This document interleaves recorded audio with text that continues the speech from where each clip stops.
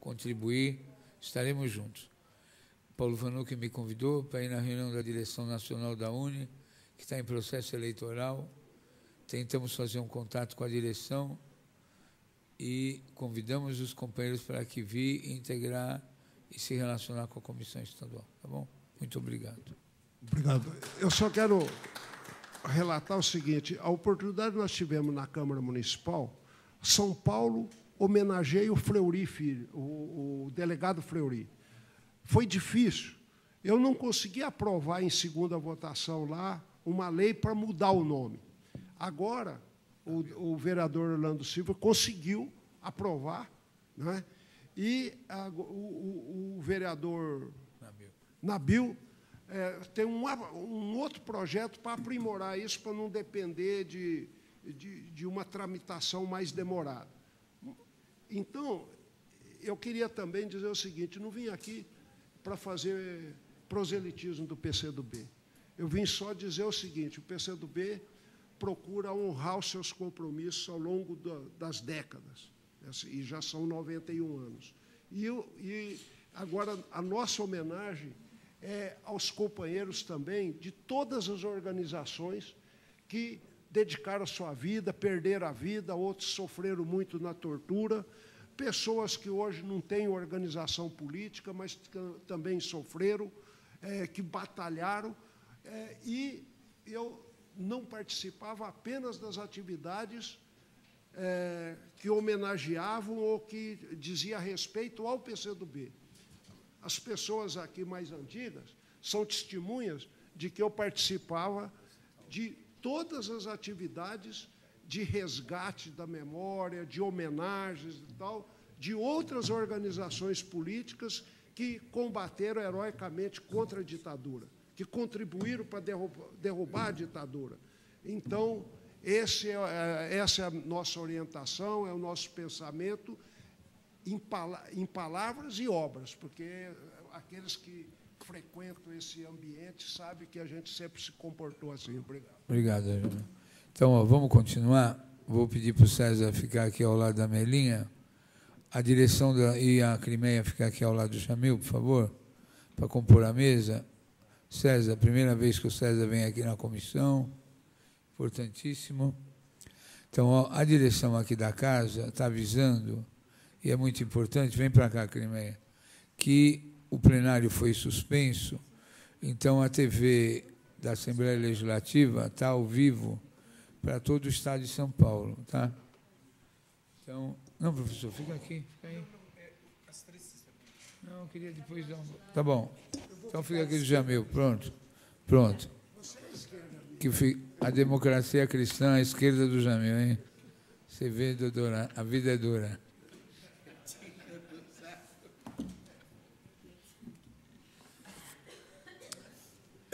Aqui não tem ninguém de centro, de esquerda, aqui somos todos de esquerda, ainda bem. Estamos velhos, mas continuamos de esquerda. Darcy, os seus cabelos. Procurador do Estado, caçado. Deputado caçado. Vamos lá. César Teles. Com a palavra.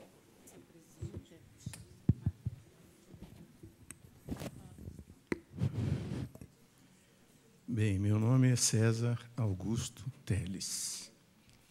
Atualmente sou aposentado. Sou de origem ferroviária. Como o pai da Melinha, eu conheci ela lá na rede que eu trabalhava. Então, durante algum tempo, nós fomos ferroviários, na época do governo do João Goulart, com o qual nós tínhamos boas relações. Só podemos elogiar. Com o golpe militar, nós, evidentemente, muitos de nós tivemos que ir para a clandestinidade. Nós todos tínhamos processos na auditoria militar, no caso nosso, em Minas Gerais, e tivemos que, mais ou menos um ano depois do golpe, começar a pensar em ir para a clandestinidade. E nós fomos para o Rio de Janeiro. De repente, nós abandonamos tudo que tínhamos lá nem família nós dissemos para onde que nós estávamos indo. Viramos uma nuvem de pó. E passamos a viver no Rio de Janeiro, evidentemente, em contato com o partido. Passamos algum tempo trabalhando como a Melinha. Muita coisa que eu vou falar aqui, a Melinha já falou, então não vou me estender muito. Mas nós fomos tomar conta de um aparelho do partido. O aparelho era o lugar onde se fazia reuniões ou se fazia publicações, coisas assim.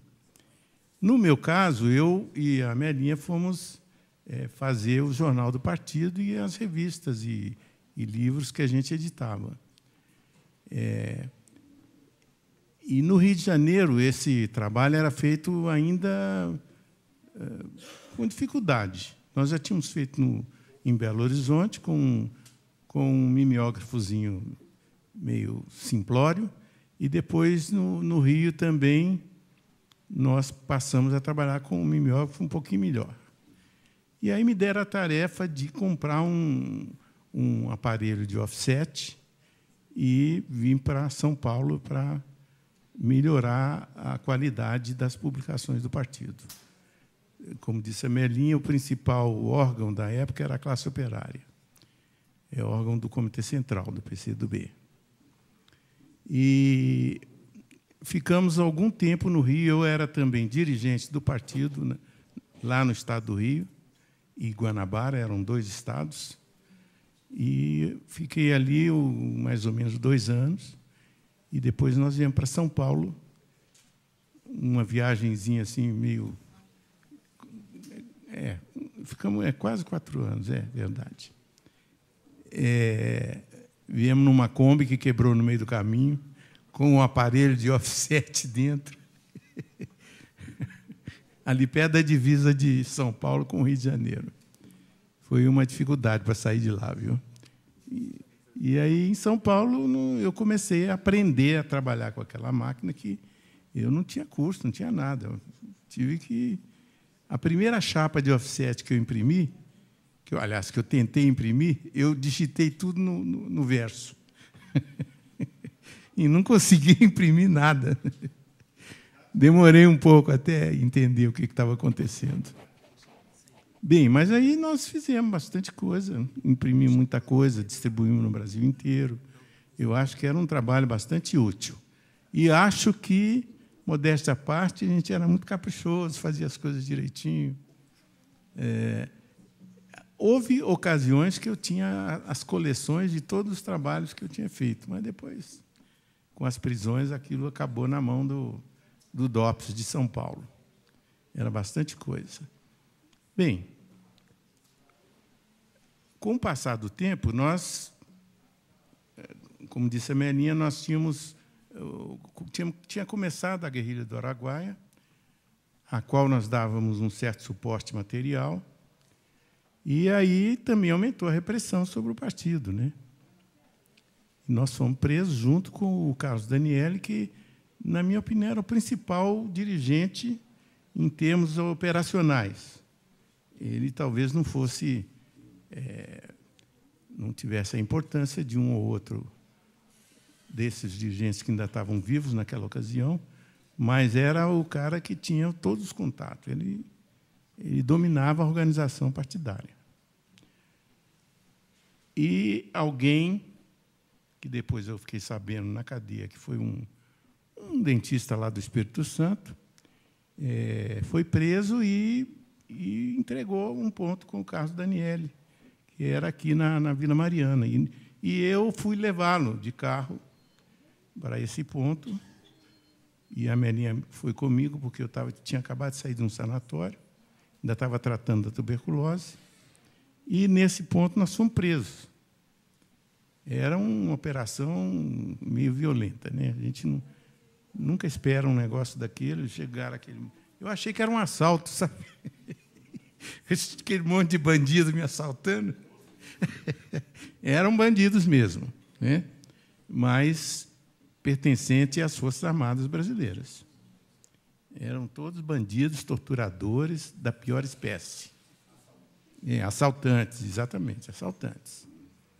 E dali nós fomos levados para o DOI-CODE, aqui, bem pertinho daqui.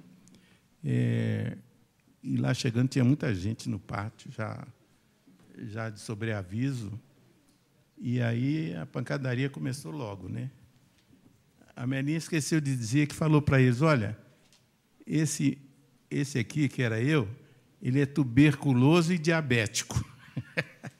Aí me deram um soco no estômago e falaram: vou arrumar um câncer para ele. Foi o coronel Ustra que falou isso, a bondade dele. E ali nós passamos vários dias sendo torturados. No meu caso, eu era ainda tuberculoso, era diabético, o que ela falou era verdade. Então, evidentemente, eu passei mal ali, né? Dizem que eu fiquei em coma. Eu não sei se era coma, o que era aquilo. Eu fiquei desacordado um tempo, né? Até poder retomar as torturas. Eles estavam me recuperando para ser torturado mais. Tinha sempre um médico ou um enfermeiro que acompanhava essas torturas para dizer: olha, pode bater mais que ele aguenta. Isso era para todo mundo, né? Diziam isso. E que dia que você entrou, César? Foi no dia 28 de dezembro de 1972, à tarde. E essas torturas, eu fiquei 45 dias lá, sendo torturado. Depois fui levado para o DOPS e depois para outros presídios. Então, eu não vou me alongar muito, porque a Melinha já se referiu bem a essas coisas. Ali, nós ficamos conhecendo o que eram os torturadores. A gente tinha uma ideia, eu ia falar, né, os caras torturavam, matavam, etc., mas a gente nunca pensa que é com a gente que vai acontecer. Então, quando começa aquela coisa toda, é um horror, né? Você fica pensando: será possível que isso existe, né? E o que está acontecendo aqui? E cada um daqueles torturadores era pior do que o outro. Havia alguns que davam uma de bonzinho, chegavam bem próximo, assim. Às vezes tinha um lá que chegava a cara perto de mim e falava assim: você está vendo a minha cara? Eu sou negro, você está vendo? E daí eu estou apanhando do mesmo jeito. Ele queria dizer que ele era melhorzinho que os outros, que era também humilde e tal, mas depois de passado alguns dias, você vai ver que ele está batendo do mesmo jeito. Ele procura dar uma de bonzinho para ver se você fala alguma coisa para ele. Fica confiando nele e fala alguma coisa. E, nesse período aí, eu conheci vários, né? Esse que eu estou me referindo, eles chamavam de Mário, eu não sei o nome dele. Eles não usavam nenhuma identidade clara. Às vezes, a gente ficava sabendo, e ficou sabendo depois, durante os tempos que nós passamos em presídios. Você começava a conversar com outros presos, e muita gente ia esclarecendo de quem se tratava. O cara mais destacado, evidentemente, era o Ustra. E eu e a Melinha denunciamos na auditoria militar, na primeira ocasião que nós fomos levados lá, porque passou um tempo que nós fomos para o DOPS, ficamos mais uns meses lá, depois para o hipódromo, presídio do hipódromo, lá na Moca. E, ao ser levados para a auditoria, nós denunciamos todas as torturas que fizeram conosco e o assassinato do caso Nicolau Daniele. Muita gente pergunta agora, há pouco tempo, quando nós processamos o coronel Ustra, por que demorou tanto? Não demorou, nós fizemos a denúncia na época devida, só que ninguém deu atenção. Teve até um caso de um advogado, que eu não vou dizer o nome, mas era uma figura importante aí, que nós pedimos para eles processarem o Ustra e toda aquela cambada, e ele falou que, por causa da morte do Daniele, e ele disse: não, eu não posso fazer isso porque ele era terrorista. Eu falei: não era terrorista, ele era jornalista, você tem aí a documentação dele, né? Mas essa pessoa não quis. Então, nós tentamos, de diversas maneiras, abrir processos, fazer denúncias, e só muito recentemente que essas coisas tiveram certo apoio mais massivo.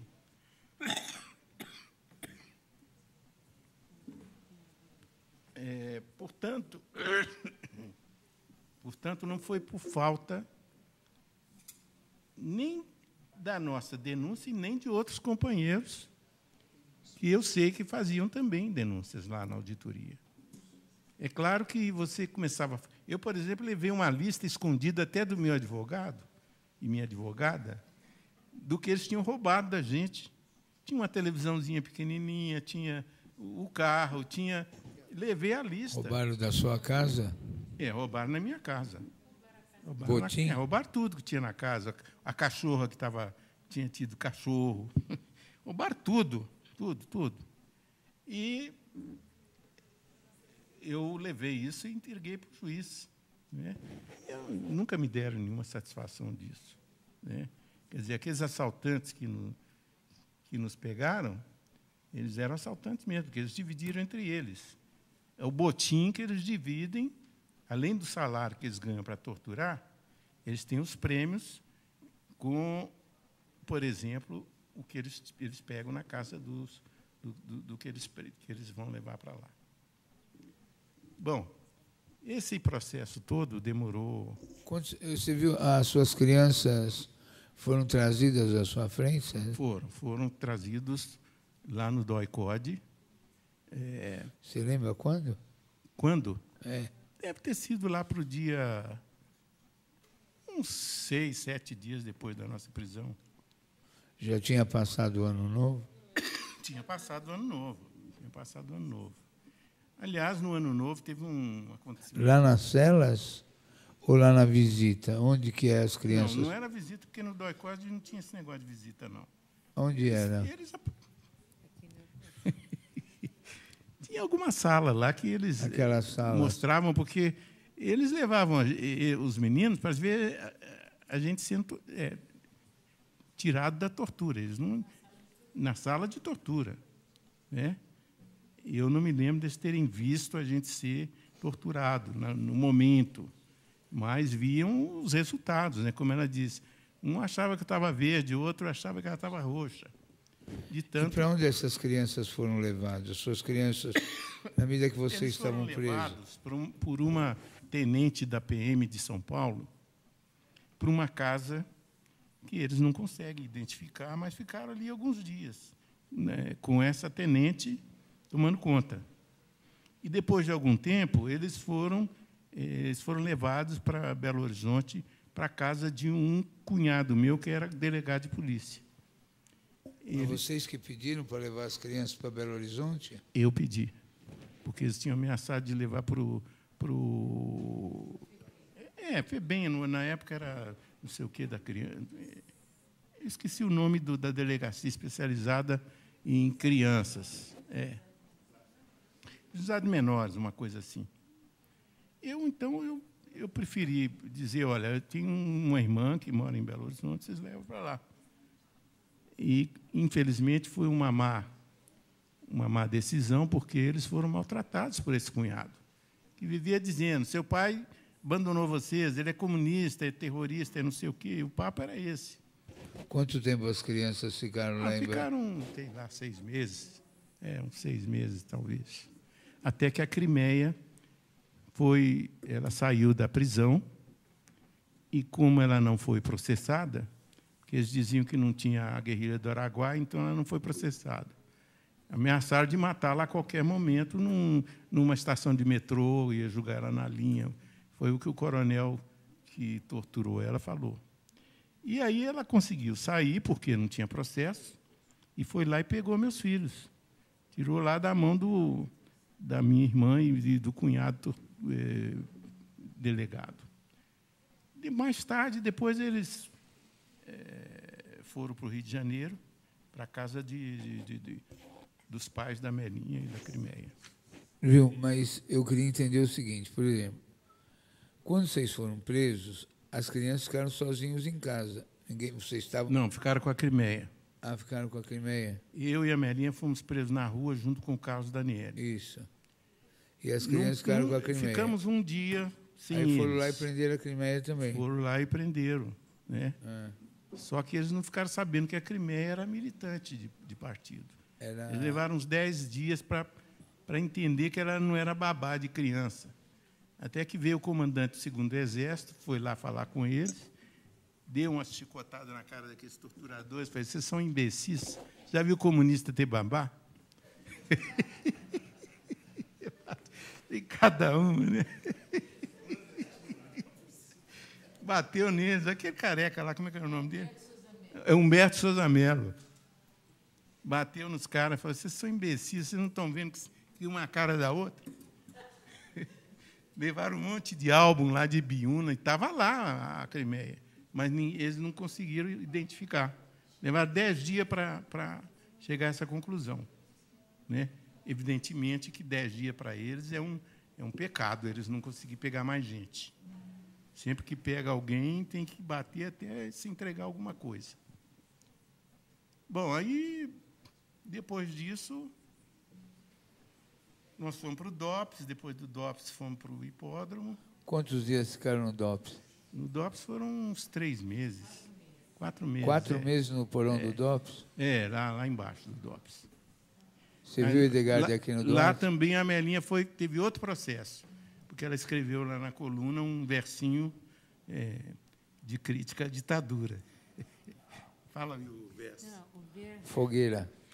O verso é o seguinte, era: a ditadura, o desprezo, ao povo, gratidão, à família, saudade, de todo o coração. Esse é o verso que eu escrevi. Aí o Alcide Singilo, que era delegado do DOPS, achou que eu estava afrontando o governo, o Estado, e abriu um processo, mais um processo. Então, eu fiquei com o 2º processo. E o terceiro foi...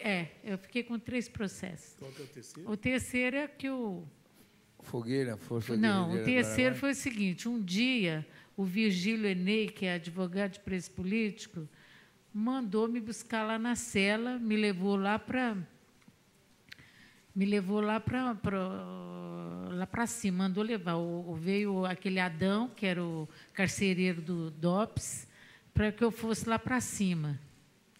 E eu até achei que ia para a sala de tortura. Cheguei lá, não era sala de tortura. Tinha lá um cara com cabelinho de anjo, que era o Virgílio, que eu nem conhecia, nunca tinha visto. E ele falou: assina esse papel aqui que você é sua advogada. Eu acabei de assinar. Eu pensei assim: eu vou assinar, porque eu estou incomunicável, já fazia 6 meses.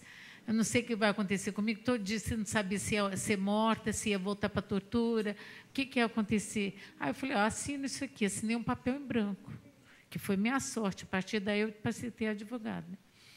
E o sigilo disse que eu estava tendo contato com o PCdoB, que quem tinha mandado aquele advogado lá era o PCdoB. Eu estava fazendo contato. Então, abriu outro processo para mim. Ele abriu o processo, ele não tinha muito o que fazer ali, né, no DOPS. Então, abriu o processo. César, quando você estava lá, você viu o Edgardo aqui no Duarte? Eu vi o Edgar com uma especificidade. Eu fui colocado nas celas do fundão, que tem 4 celas isoladas lá no fundo da carceragem do DOPS, e fui colocado porque eu era tuberculoso. Eles tinham medo de eu passar a doença para as outras pessoas que trabalhavam e que estavam presos ali. Então, eu fiquei lá no fundão de castigo, e lá estava o Edgar Aquino Duarte. Eu cheguei a conversar um pouco com ele, porque a gente falava assim de um lado para o outro, né, das celas. E a história dele é que ele foi soldado, enfim, marinheiro. Foi marinheiro e participou daquela revolta dos marinheiros. Eu não sei qual era o destacamento dele. Ele era da Marinha. E ele conviveu com o Cabo Anselmo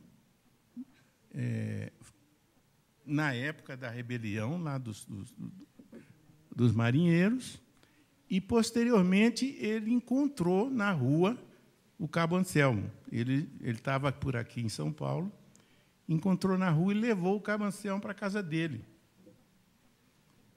E, algum tempo depois, ele foi preso lá em Recife, entregue pelo Cabo Anselmo. E a mulher do Cabo Anselmo, que estava lá também em Recife, foi assassinada pela repressão, entregue pelo próprio o Cabo Anselmo, né, que era companheiro dessa mulher. Né? E esse Edgar, ele ficou ali no DOPS algum tempo, e um dia tiraram ele de lá. Eu acho que eu não estava mais lá quando ele foi tirado. Não me lembro quando foi. Mas muita gente viu ele ser retirado e dali foi levado para a morte. Quer dizer, nunca ninguém viu ele ser morto, mas ele foi tirado e sumiu, desaparecido. Mas ele dizia que ia ser morto. Eles deram alguns dias para ele de banho de sol, para dar a ilusão de que eles estavam corando ele um pouquinho para ele voltar para a vida normal. Na verdade, eles estavam era enrolando ele para matá-lo sem muito problema.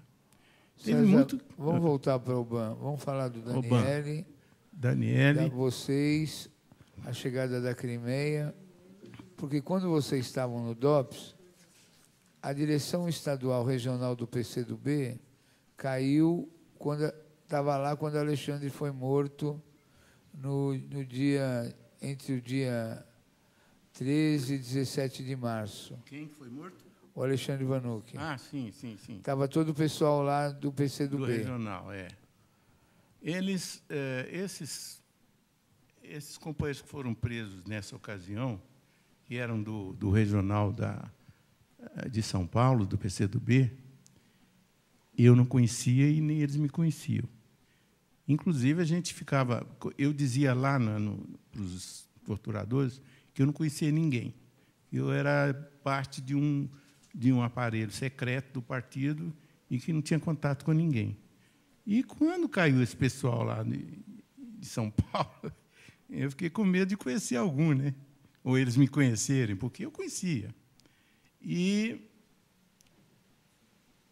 aí eles acabaram indo para os presídios onde a gente estava também, né?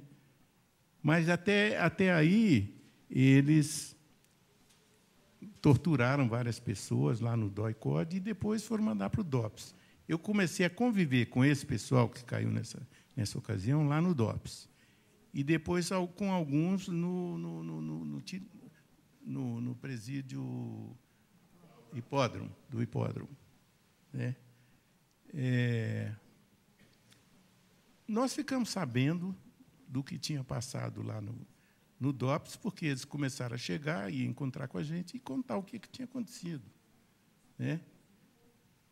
E nós fizemos um movimento junto com eles de denunciar o que estava ocorrendo lá na auditoria, inclusive o assassinato do Alexandre Vanucchi, que várias pessoas viram ele ser retirado de dentro do cofre, da cela forte, e já morto. Várias pessoas viram, e nós tivemos que convencer vários companheiros a denunciar isso. Tivemos que ajudá-los, porque as pessoas vinham meio desmoralizadas. Né? Aquela queda que eu estou me referindo, foi muita gente presa. E muita gente presa porque um falava do outro e tal. Então, chegou lá uns 20, 30 pessoas. Mas muitos nós conseguimos fazer com que eles denunciassem o assassinato do Alexandre Vanucchi. Depuseram em auditoria. Isso está no Brasil Nunca Mais? Foi na auditoria. Foi na auditoria que foi denunciado.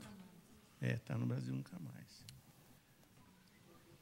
Bom, então fala um pouco da sua convivência com o Daniele, as últimas horas da convivência. O Daniele, eu convivi com ele muito intimamente, porque, além dele ser meu dirigente nas tarefas de aparelho e também nas tarefas que eu era dirigente de algumas regionais do partido, eu era o motorista dele, entendeu? Eu tinha comprado um carro para fazer tudo o que fosse necessário para ele andar para lá e para cá, né?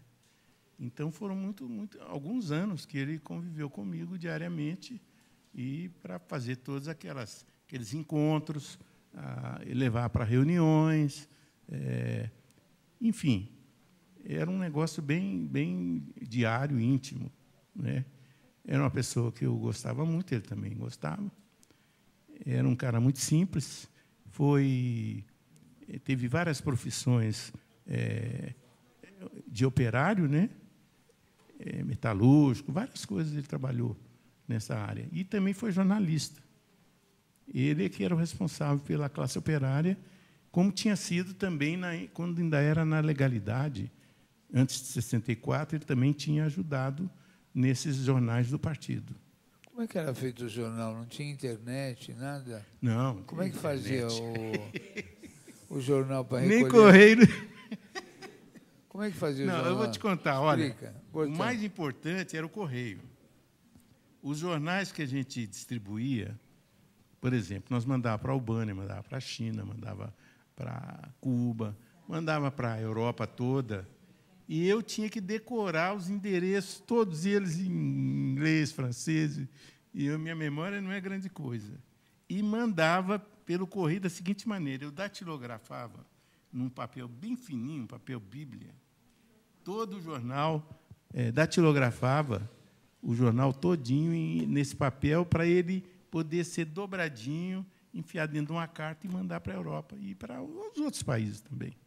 Então, essa era uma tarefa importante que eu fazia praticamente todo mês. Mas, enfim, quando saía o jornal, né? Não era uma coisa assim todo mês, porque a dificuldade era grande. Então, era o correio. Então, mas explica uma coisa. É importante que isso é um relato histórico. Vocês faziam o Jornal Nacional do Partido, né, da Direção Nacional, no Rio, depois fizeram... Quantos anos? Ao mesmo tempo, no Rio, nós fazíamos 2 jornais dos marítimos. 2 jornais? Dos marítimos do partido. Um chamava Beira-Mar, o outro, já esqueci. Não sei.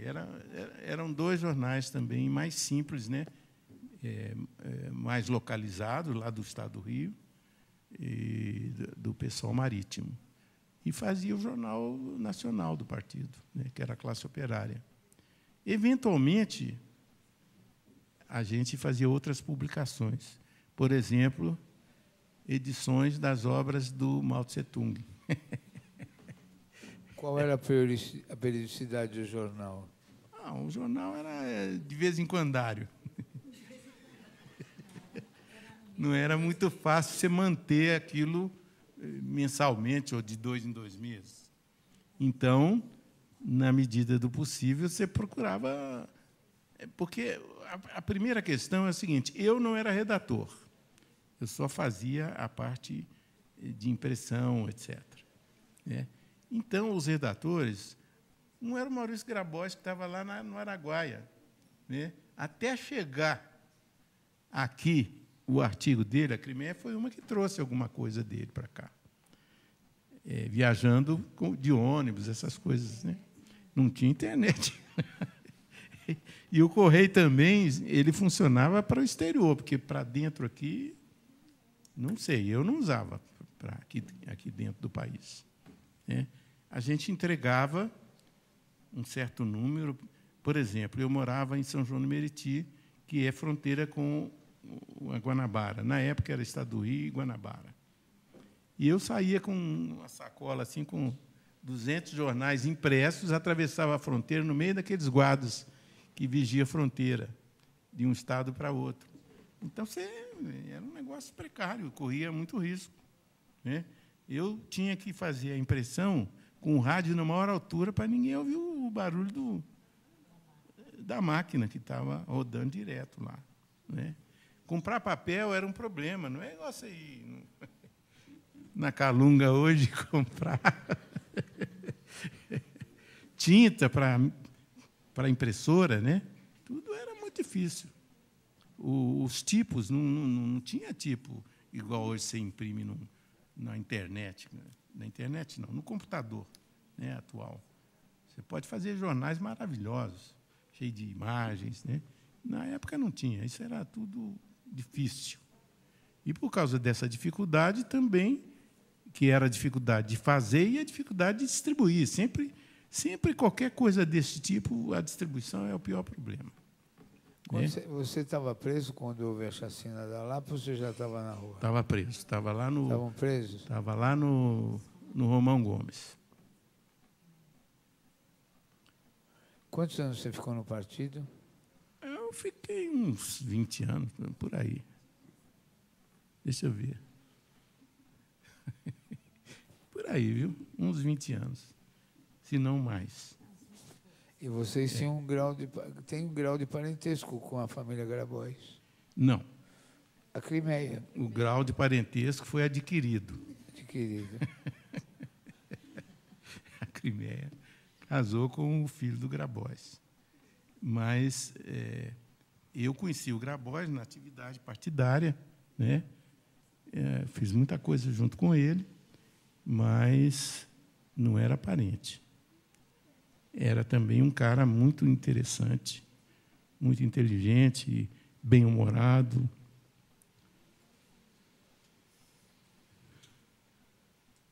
Bom, para concluir, fala um pouquinho mais do Daniel, é importante. Qual era a diferença de idade? E fala do Guilherme. O Daniel, a diferença de idade tua com o Daniel. Ele era mais velho Você do que eu. Você conviveu quantos anos com o Daniel? Quantos anos você conviveu com o Daniel? Uns 5 a 7 anos. 7 anos, Porque eu era de Minas, demorei um pouco a chegar em São Paulo, no Rio, onde eu conheci ele, e depois em São Paulo, que eu também convivi muito com ele.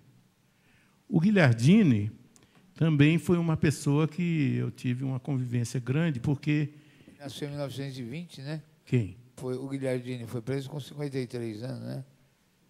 Ele era mais velho do que o Daniel e do que eu, muito mais. Eu não me lembro a idade certa dele. Mas também era uma pessoa que eu tive muito afinidade, porque ele também era um cara muito prático. Ele tinha uma Kombi, ou até mais de uma, ele vivia levando gente para cá e para lá, fazendo mudanças.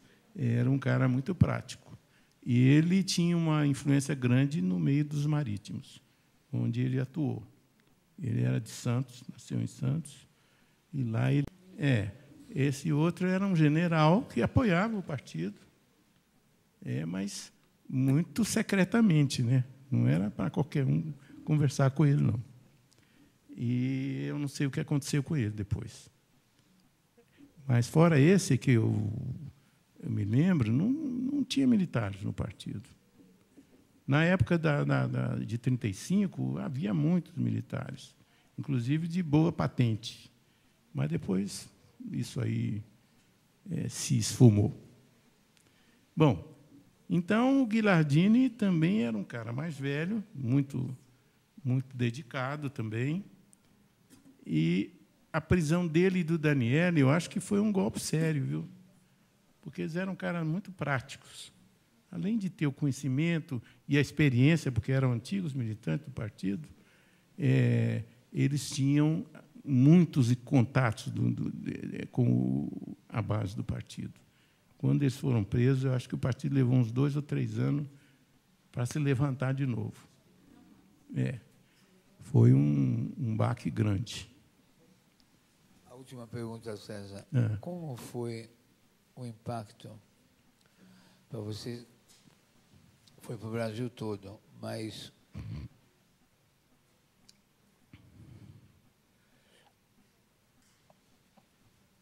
da queda do pessoal da Casa da Lapa. Desculpa.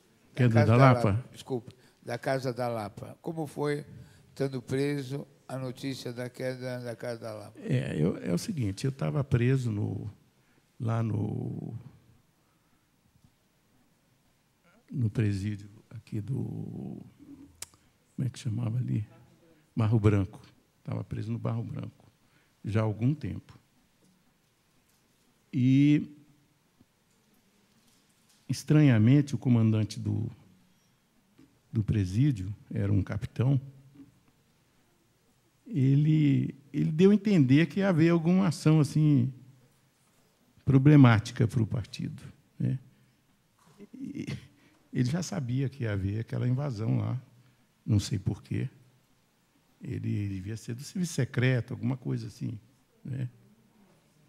Ele deu a entender para a gente que ia haver uma ação desse tipo. E aí nós ficamos sabendo quando houve, né? Mas não tínhamos muita... A não ser através de advogados que a gente ficou sabendo de certos detalhes e dos familiares que a gente... A Melinha, por exemplo, estava na rua, ela não estava mais presa. E, inclusive, nessa época, ela teve que sair de São Paulo, porque o Dom Paulo, inclusive, recomendou que ela saísse de São Paulo, ela e a Crimeia, né? Porque tinha ficado muito perigoso para as pessoas do PCdoB. Bom. Eu queria também ter uma curiosidade. Quando o Genuíno caiu, você se encontrou com ele, e ele trouxe muita notícia do Araguaia, né? Olha, eu encontrei com ele no DOI-CODE. Eu estava numa cela, e aí, de repente, eu vi uma toalha com o nome de um hotel de Xambioá. Foi pendurado lá, acho que tinha tomado banho, e botou aquela coisa lá pendurada. E eu achei estranho, porque eu não sabia que tinha havido essas prisões, né? Mas ele acabou chegando lá. Ele não foi, nessa ocasião, no DOI-CODE, ele não foi torturado, porque ele já tinha ficado bastante tempo lá na própria região do Araguaia sendo torturado, né? Pelo menos do que a gente ficou sabendo na época. Então, ali ele chegou, ficou preso algum tempo lá, depois nós fomos juntos para o hipódromo, e depois nós fomos juntos para a casa de detenção, eu e ele e mais 2 companheiros, né? Não sei, ele deu alguma notícia do Araguaia, mas acontece o seguinte: ele foi preso no dia que começou, né? Ele não participou de ações militares, ele só participou da preparação, mas quando o dia que começou, ele já foi preso. Aliás, eu acho que ele foi o primeiro preso, eu não sei, não me lembro. Então, não lembro dele dar muita notícia do que ocorreu lá, porque ele não participou das ações militares, né? Ele foi preso no começo. Obrigado, César. Tá bom. Vamos lá, Crimeia. Troca o microfone. Jamil, quer falar? Dá o microfone aqui para o Jamil, por favor. Jamil, acho que quer perguntar alguma coisa. Dá aqui o microfone. Jamil Murad.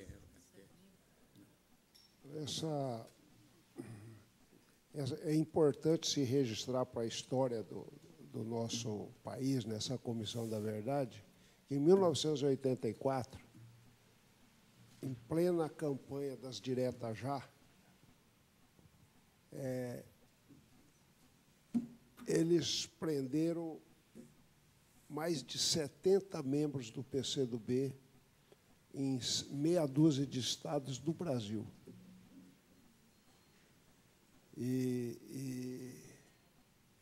Porque eles viam no PCdoB uma organização que participava de um processo que ia chegar ao fim do regime militar. Aquele general Cruz, num debate de televisão, ele pegou um livrinho vermelho que... General Newton Cruz. Newton Cruz. Ele registrou o seguinte: está todo mundo contra nós, esses caras aqui unem o diabo contra nós. Quer dizer, a chamada frente ampla, né, contra a ditadura, né? Quer dizer, unia partidos, lideranças, gente de estratos sociais diferentes, então, unia tudo contra a ditadura. Então, eles tinham um ódio mortal, porque por ali é que eles iam perder o poder, como acabaram perdendo. Mas eles não prenderam o João Amazonas porque eles invadiram o apartamento do João Amazonas aqui na Bela Vista, onde ele morava, e o João Amazonas não estava lá. Mas levaram várias coisas, inclusive um revólver que o João Amazonas tinha, eles levaram.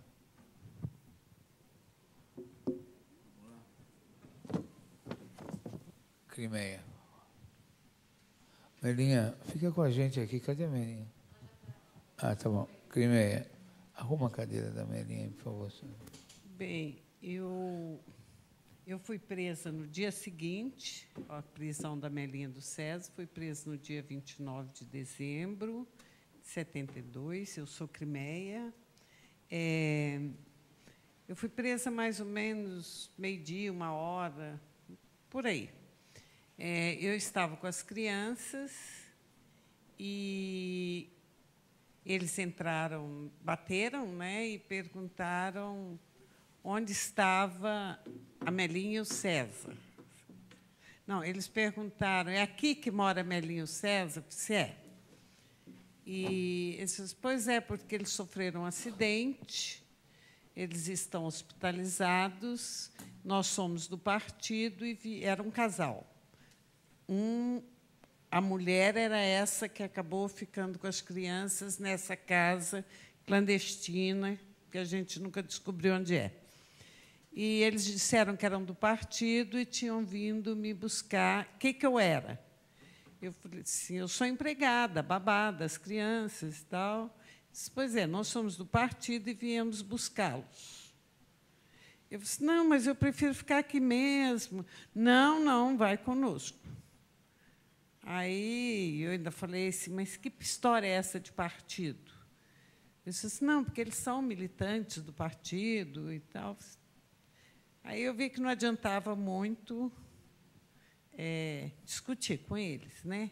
E vi que havia outras pessoas, havia muitos carros na rua. E, como eles não voltassem à noite, eu destruí todo o material, à medida do possível, né, que estava da gráfica. Não podia destruir a impressora, mas, pelo menos, o que tinha sido impresso, as chapas, né?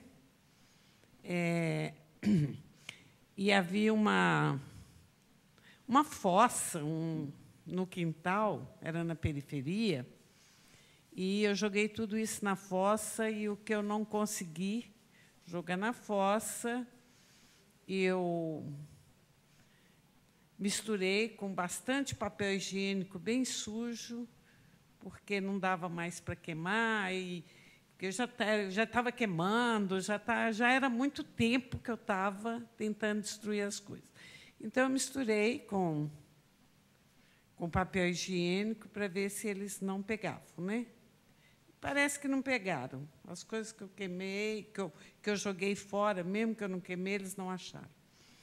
E aí eles levaram, e eu tinha dito para as crianças que poderiam chegar pessoas, porque, como eles demoravam, eu pensei, podem ter sido presos. Então, eu resolvi avisar as crianças que poderiam chegar pessoas na casa, se dizendo amigo, oferecendo balas, doces, mas que não eram amigos e que eles não conversassem com estranhos.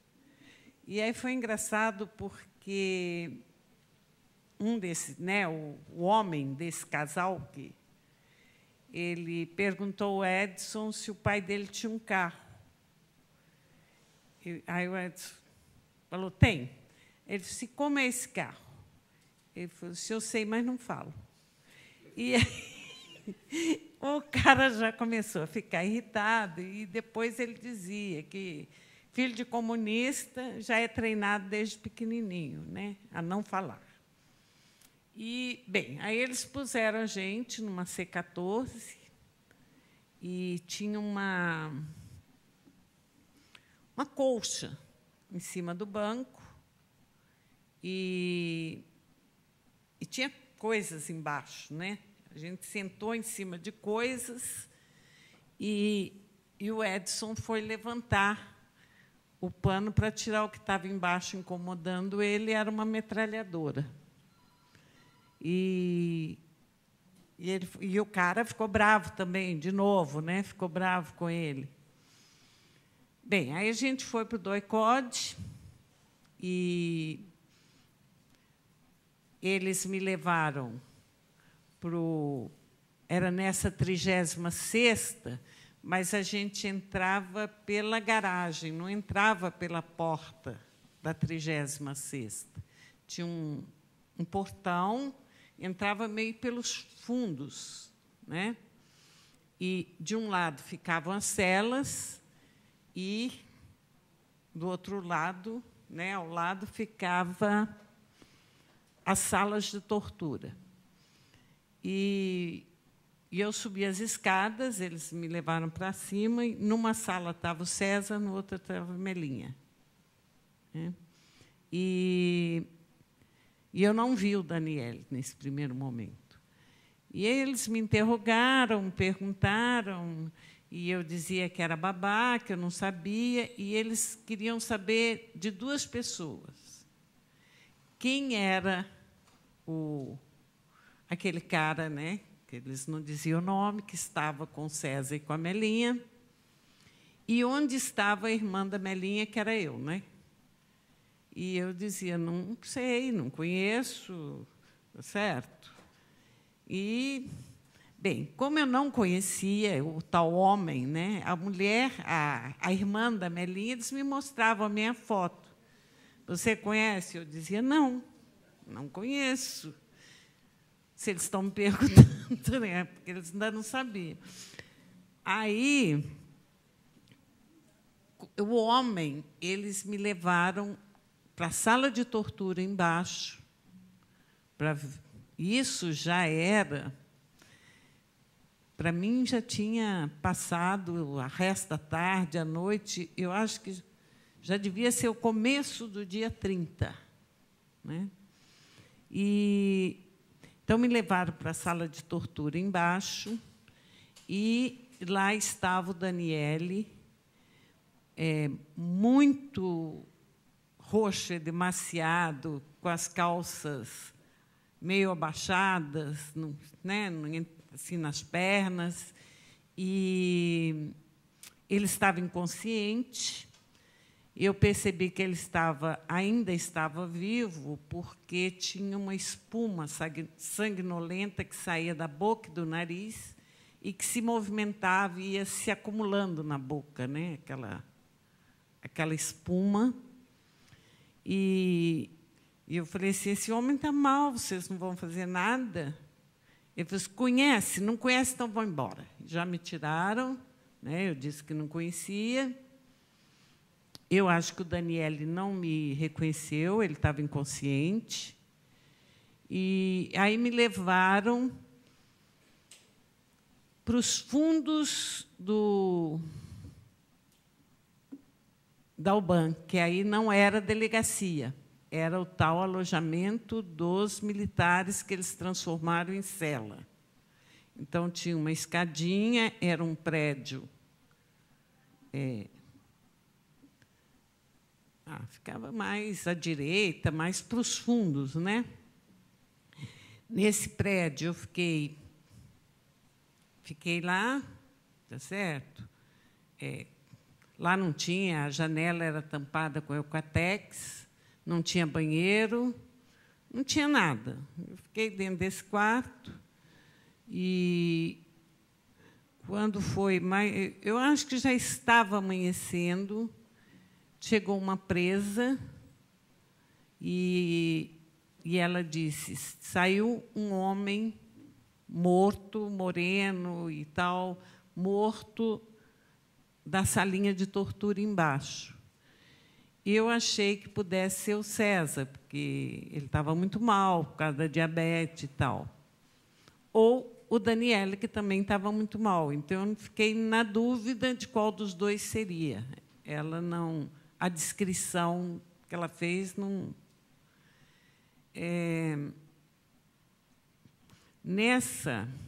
Depois ela saiu, eu continuei lá.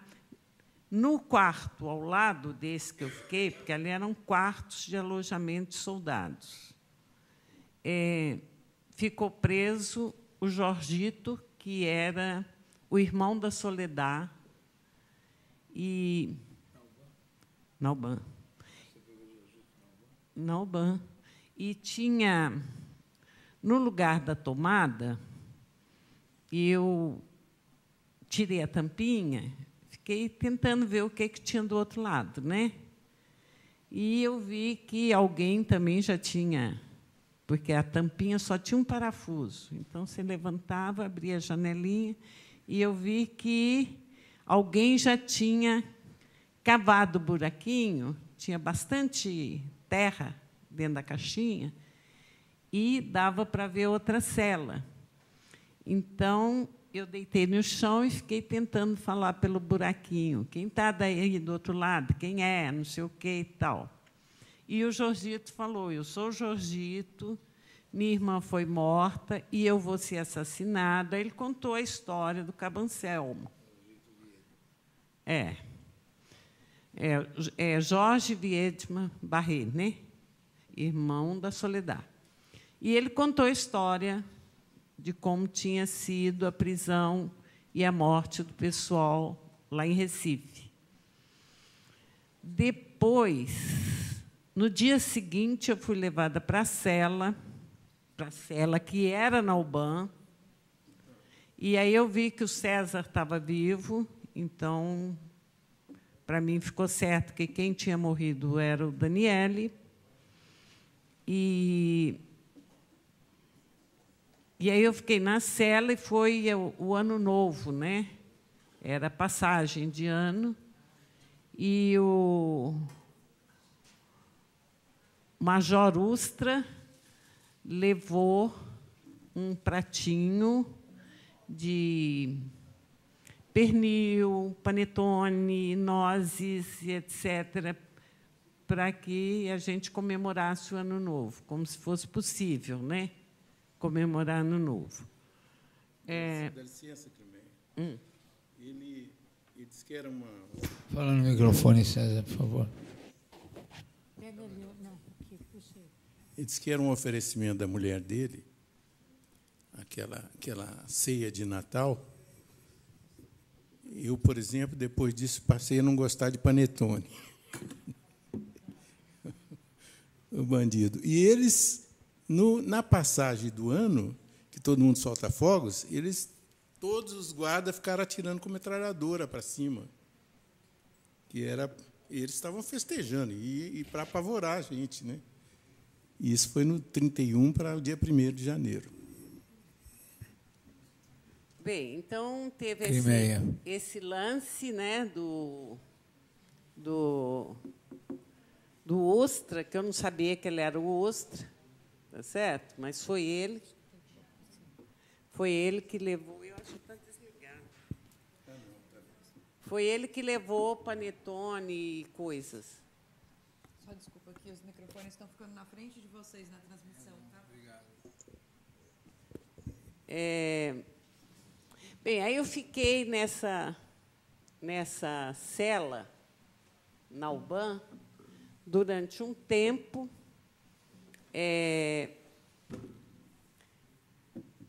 até que eles descobriram que eu era irmã da Melinha, né? E que não era uma coisa difícil, porque eu tinha sido presa em 68 no Congresso de Biúna. E aí eles me levaram de volta para esse alojamento que ficava nos fundos. E aí eu fiquei lá, enquanto eu estava na cela, eles me levavam para interrogar. Mas depois que eu fui para esses fundos aí, voltei para esse alojamento dos fundos, não teve mais interrogatório, a não ser que, à noite, eles me tiravam da cela, levavam para um carro e diziam, você vai morrer num acidente na Serra das Araras e o carro vai pegar fogo. E me punha no carro, e eu ficava dentro do carro, e aí o dia amanhecia, e eles diziam, olha, não deu para ser hoje, amanhã você morre, tá? Volta lá para o lugar. E assim iam passando os dias, né? E um dia veio, porque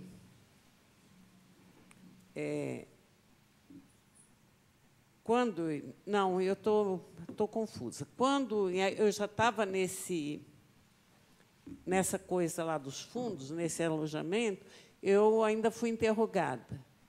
Então, eu descia as escadinhas de capuz e era muito espancada. E teve um médico que disse, que me avaliou, porque eu estava grávida, no 7º mês, e ele disse que eu poderia apanhar no rosto, na cabeça, nos pés e nas mãos.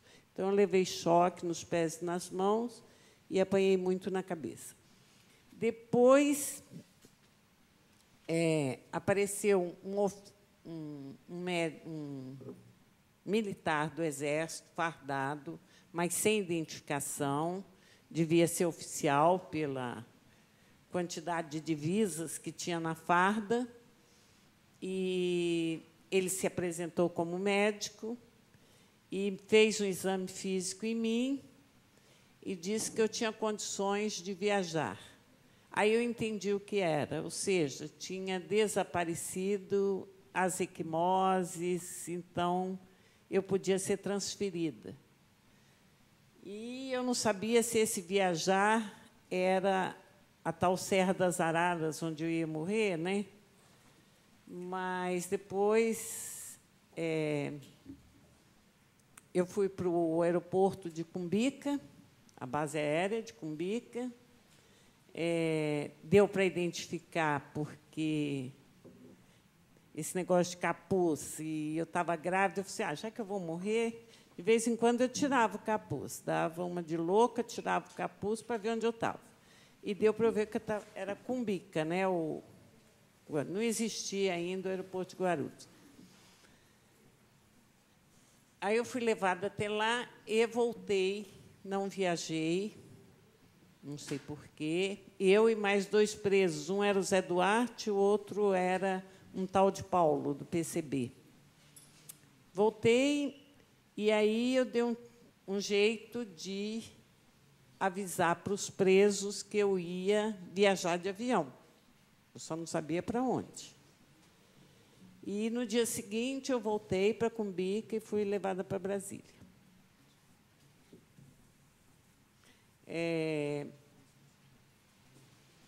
Bem, então, foi isso que eu assisti da morte do Daniele. Eu conheci o Daniele. Desde que eu fui para o Rio, eu conheci o Daniele. Depois, eu fui para o Araguaia.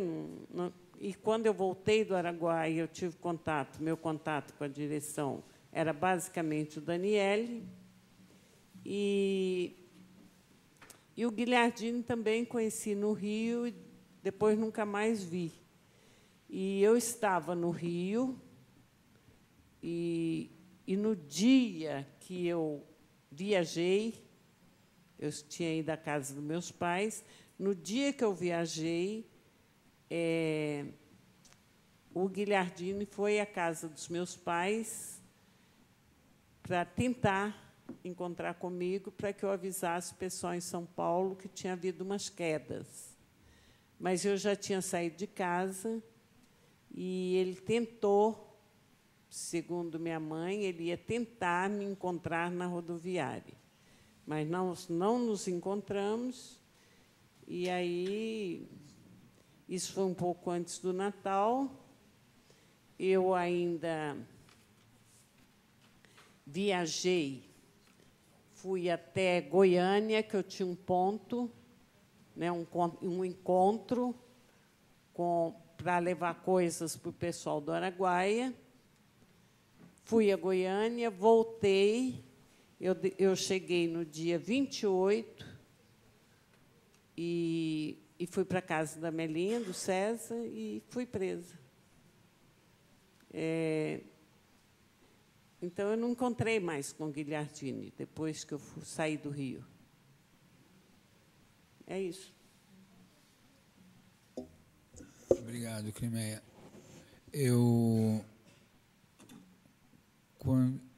Quanto tempo você ficou presa, Crimeia? Olha, eu fiquei presa de dezembro, né, 29 de dezembro, até, eu acho que foi 20 de abril de 73. Mas eu nunca fui presa, eu fui sequestrada, porque nunca foi comunicada a minha prisão. Não, tudo bem. Não, é sequestro, não faz diferença, prisão e sequestro. Todo mundo foi sequestrado, ninguém foi preso. Não, depois as pessoas foram legalizadas, o sequestro. O meu, não. Bom, quando teve a chacina da Lapa, você estava presa ou estava não? Não, eu estava solta e eu estava na casa com a Melinha, né? E a gente saiu de casa. Foi uma situação bem difícil, inclusive, assim, porque o próprio advogado falou, o pessoal que caiu, porque eu era o contato do partido, da direção do partido com o Araguaia. E o advogado falou, o pessoal que caiu entregou que você era o contato. Então,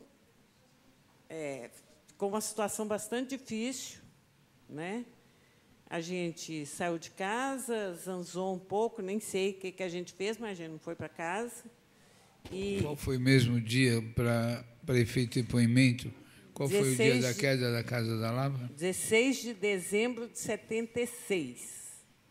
E, a partir desta data, quer dizer, depois que eu voltei para casa e tal, e que uma forma que eu vi para me legalizar foi voltar para a universidade, porque estava começando o movimento estudantil de novo. Então, eu voltei para a universidade e aí eles me seguiam assintosamente.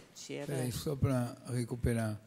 Um dos últimos a ser mortos no Araguaia era o irmão da Petit, não é? Não, foi a Valquíria, né? A Valquíria quando Valquíria,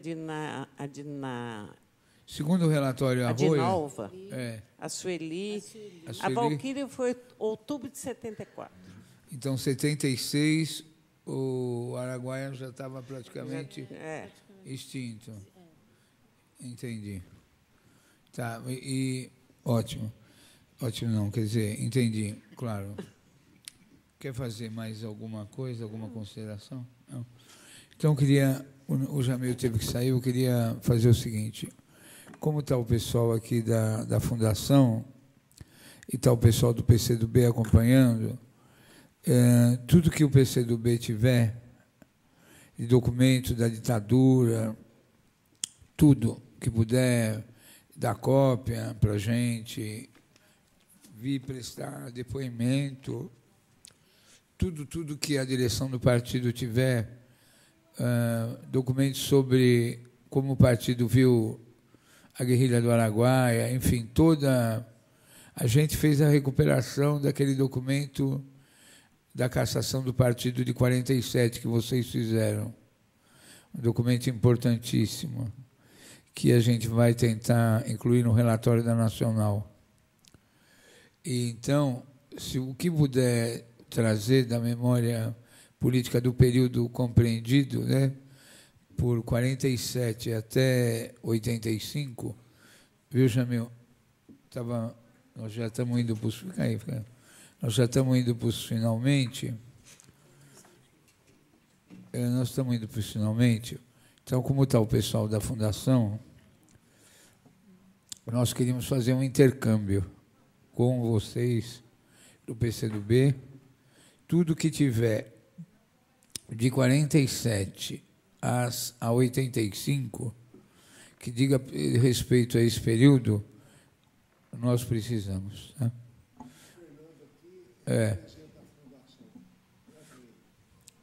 Tá bom? O companheiro da direção da Uni já foi, né? Você quer dar uma palavrinha, Fernando?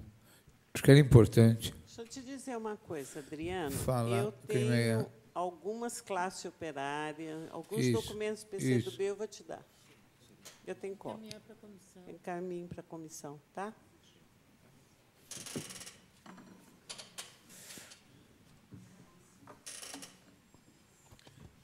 Bom, meu nome Se é Fernando. identifica, se identifica.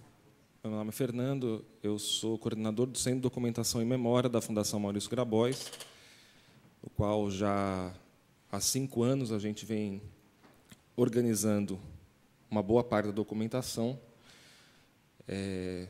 compreendida desses 91 anos do Partido Comunista do Brasil, e que eu entendo aqui o pedido do deputado Adriano Diogo, né, mas temos algumas coisas, vamos fazer esse intercâmbio, sim, né, acho que é necessário a gente fazer, inclusive fora daqui da audiência, a gente sentar e conversar numa reunião que compreenda essa pauta, mas existe um grande problema que todos os depoimentos dados aqui, né, os 3 de hoje e os das outras sessões também, existe, além do sequestro, a prisão, a tortura, existe um saque de materiais que não foi reposto. O César colocou aqui que foi saqueada a casa, que levaram a TV, as coisas, os móveis, tudo, a cachorra.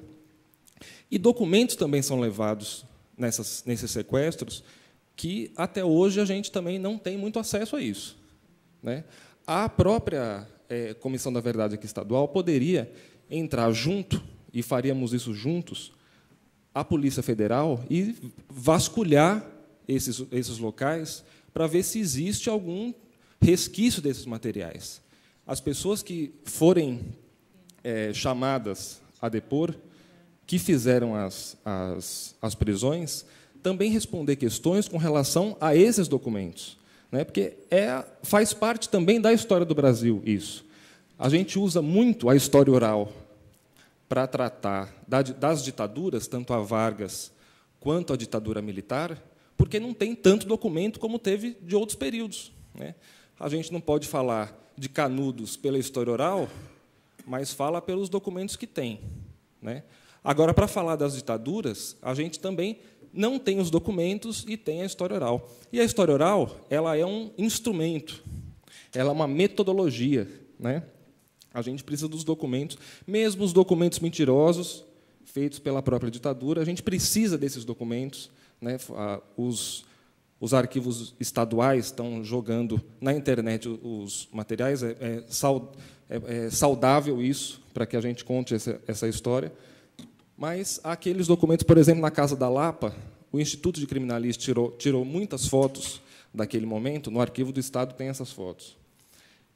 E a gente vê pilhas de documentos, tem jornais, tem revistas, mas tem materiais escritos. A pauta daquelas reuniões, uma das pautas era a guerrilha do Araguaia, as opiniões daqueles dirigentes sobre a guerrilha do Araguaia, né? E eles fizeram as suas intervenções por escrito.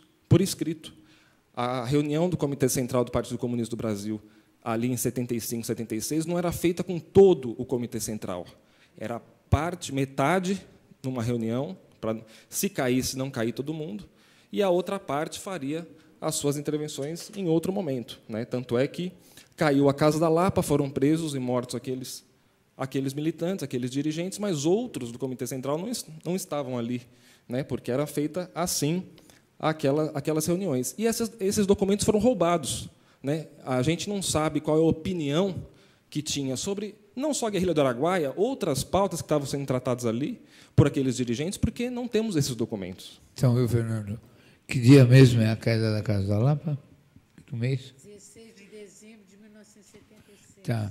Então, é o seguinte, a gente podia fazer, queria pegar, estou propondo para a Melinha, para a comissão, para todos os companheiros, fazer uma sessão especial da Casa da Lapa, aqui. Chacina da Lapa. A chacina. Chacina, temos que fazer uma bem organizada, os pomares. E uma última coisa que eu queria te falar, viu, Fernando, é o seguinte. Vocês do PCdoB, eu não sei qual é o nível de compartimentação, tem acho que o melhor portal de esquerda de comunicação é o vermelho, né? E embora o Vermelho tenha dado algumas notícias, está muito distante da gente. Nós precisamos, eu sei que tudo é feito com muito sacrifício, tem muita coisa para cobrir. Microfone. Mas a gente precisa de uma maior proximidade com o Vermelho, entendeu? Para fazer esse link. As imagens da TV Assembleia estão à disposição, a gente pode passar todo o material visual da Comissão da Verdade, mas nós precisamos dessa troca documental. Isso é fundamental. Vamos conversando, sim. E mesmo com o pessoal da UNE, vou dizer uma coisa, eu pego aquele material de vocês, dos desaparecidos do Araguaia, levo para vários setores do movimento estudantil e o pessoal não conhece. Então, essa dificuldade que é para todos nós, não é exclusiva de ninguém, é uma questão real. Bom, para concluir, doutora, está a cópia do documento do Fernando Santa Cruz? Eu queria que a notícia, a Melinha desse essa notícia. Acabou de chegar, agora na hora do almoço, até através de um ex-companheiro do PCdoB, o Edson Aparecido, finalmente um documento da Procuradoria-Geral do Estado que reconhece que o Fernando Santa Cruz, em 1974, viu, eles conseguiram uma redação, doutor, reconhece que o Fernando Santa Cruz não abandonou o emprego no DAE em 74 por desídia. Então, finalmente, um documento histórico que a Melinha vai dar notícia.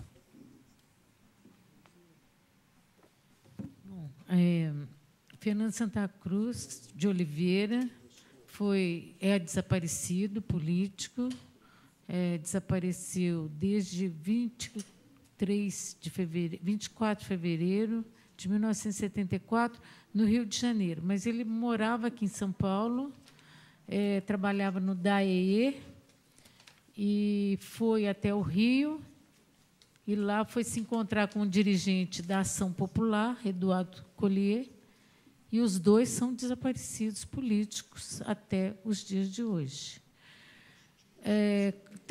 Aqui nós temos feito audiências priorizando os mortos e desaparecidos políticos que tiveram algum vínculo com São Paulo, né? Não são todos.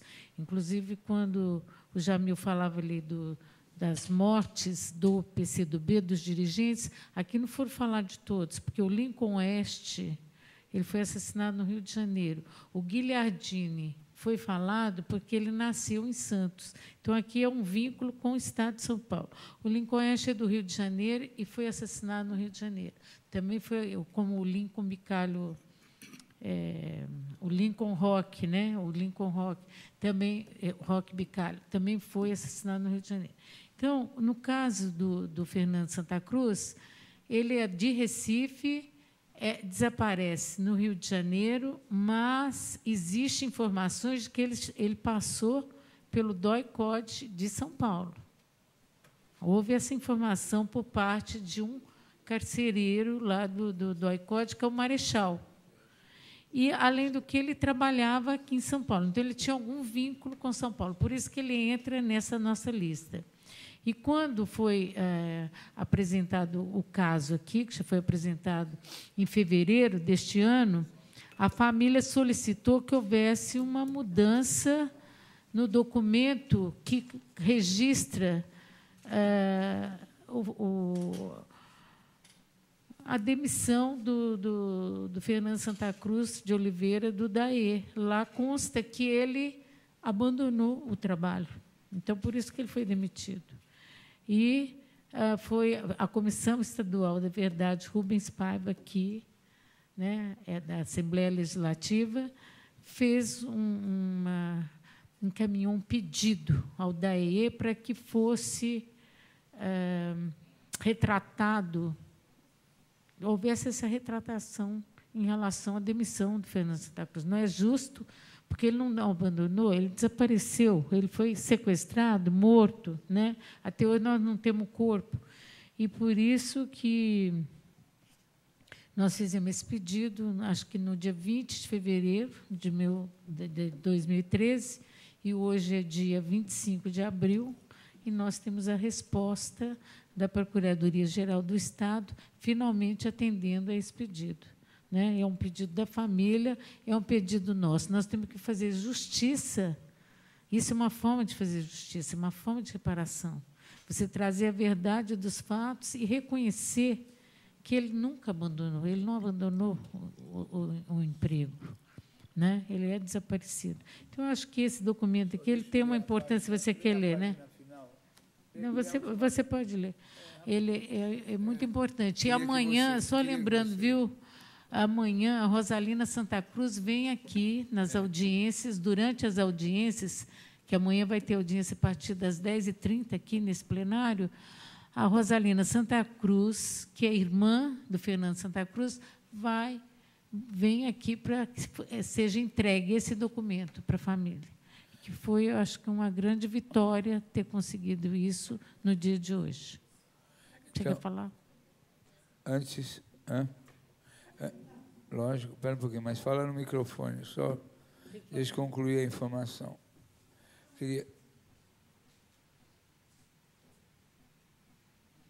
Fala seu nome. Maria Lúcia, do blog Legislativos SP. Não é que o senhor vai ler, mas eu queria saber se no documento consta que ele é um desaparecido, por exemplo.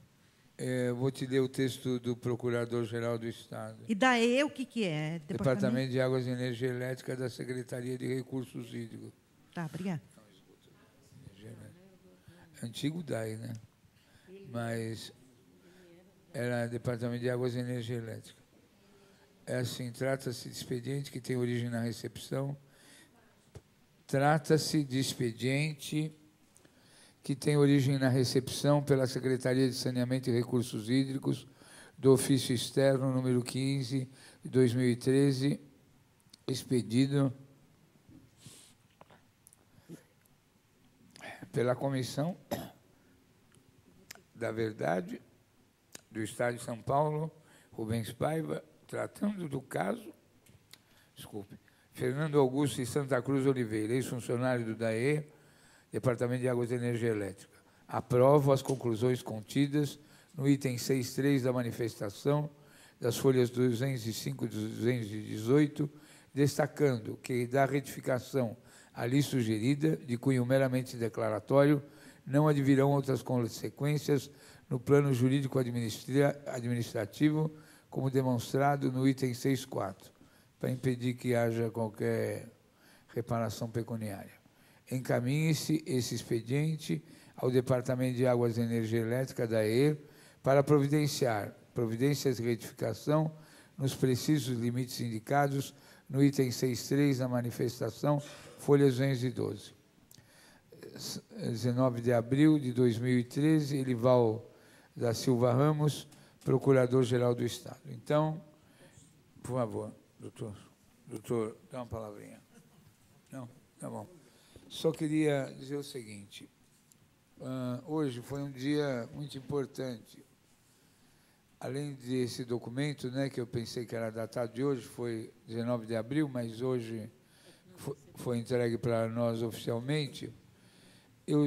Nós já aqui na comissão já coletamos muitos depoimentos da própria Crimeia, a Melinha, mas hoje foi um dia muito especial, porque nós falamos principalmente do Daniele, do Carlos Daniele, mas eu queria ressaltar, em que pese a forma descontraída, coloquial do César, vocês repararam que o César, muito jovem, já na época da prisão, estava saindo de um sanatório com tuberculose e foi ajudar o Daniele a cobrir um ponto e aconteceu tudo aquilo, né?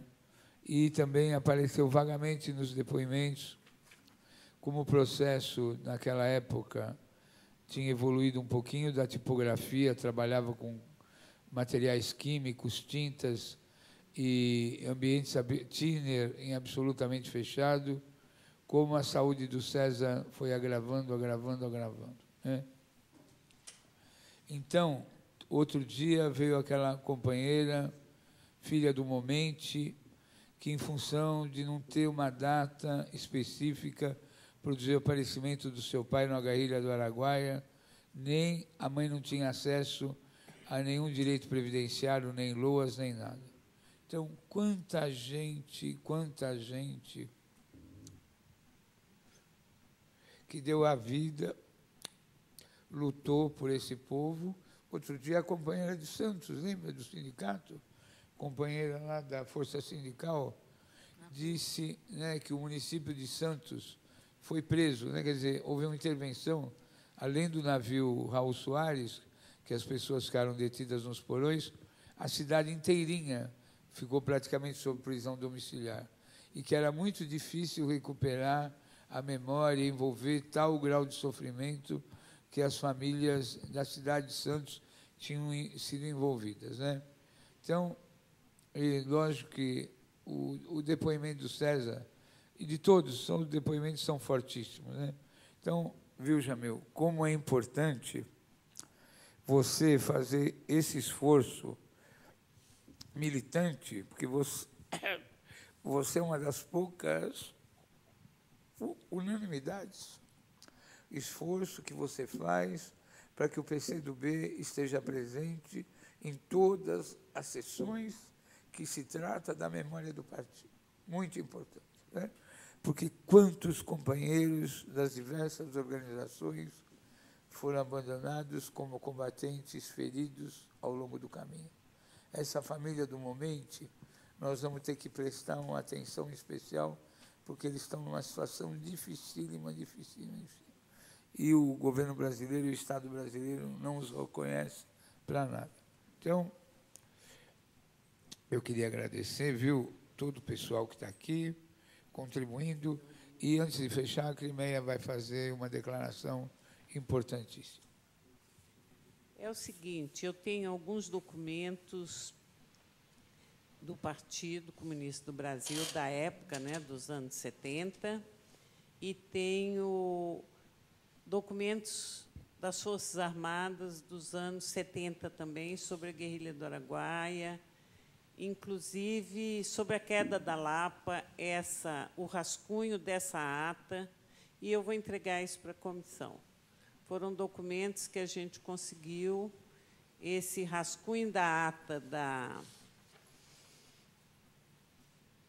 reunião da Casa da Lapa, inclusive, estava no tal baú do general Bandeira.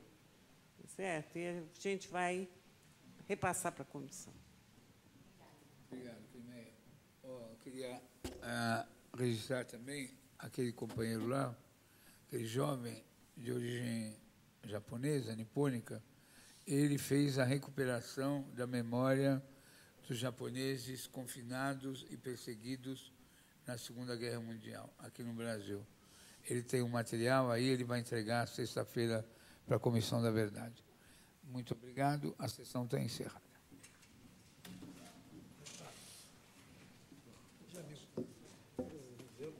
Você